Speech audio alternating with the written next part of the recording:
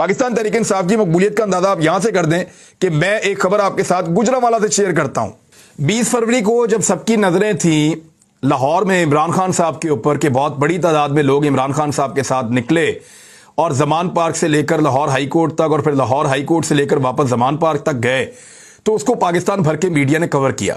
لیکن اس وقت گجرانوالہ میں مہنگائی کے خلاف ایک احتجاج ہو رہا تھا اور وہ احتجاج بہت بڑے پیمانے پر ہوا ہے. یہ اس کی کچھ تصاویر اور مناظر آپ دیکھ لیں کہ یہاں پہ پاکستان تحریک انصاف کے صرف امیدوار ہیں جنہوں نے سابقہ الیکشن لڑا تھا.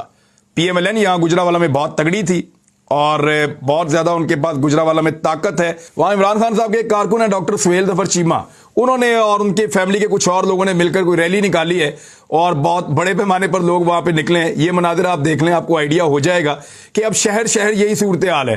صرف ایسا نہیں ہے کہ لوگ عمران خان کے ساتھ نکل رہے ہیں, بلکہ مہنگائی